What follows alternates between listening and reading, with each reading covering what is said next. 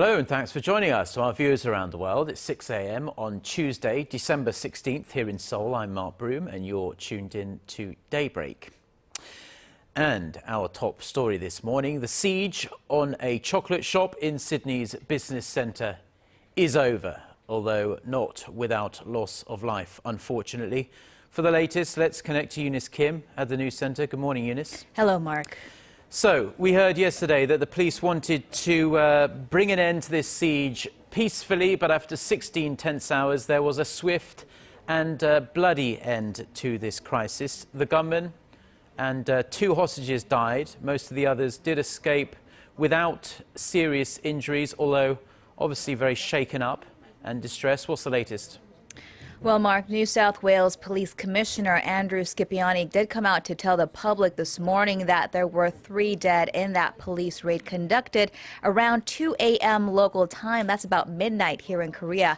And without giving much tactical detail, he said forces went in when it was determined that further delay would mean more lives lost.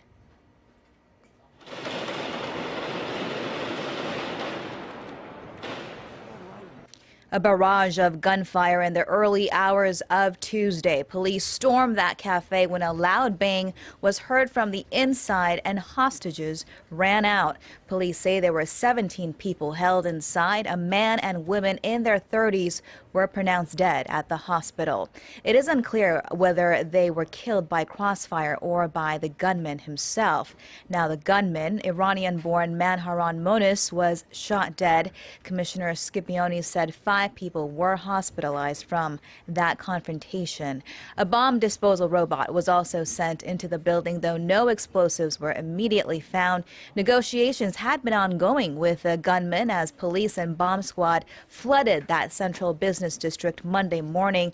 Martin Place houses the state premier's office as well as the headquarters of two of the country's largest banks. And as you saw there, 5 hostages, 3 men and 2 women, including the Korean-American Lint staff member, were seen escaping from that hostage site through the cafe's fire exit in the 4 p.m. hour yesterday, or about 6 hours after the gunman took hold of the cafe.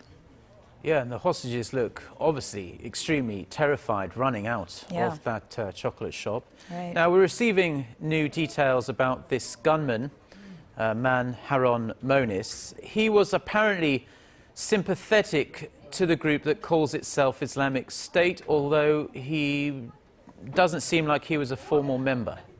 Right. Authorities are calling this a lone wolf attack. His former lawyer told local media that this was not a concerted terrorism event, but an act by one individual whose common sense was clouded by an extremely strong ideology. Reports say the Iranian refugee had recently converted to Sunni Islam from Shia Islam and was out on bail on charges of sexual assault. He was also known to authorities as a self-styled religious leader or sheikh, though he had no followers. He was sentenced to 300 hours of community service back in 2012 after he had sent grossly offensive letters to families of soldiers killed in Afghanistan. He was also charged last year with being an accessory to the murder of his ex-wife, so certainly a man with a rap sheet that authorities had known about.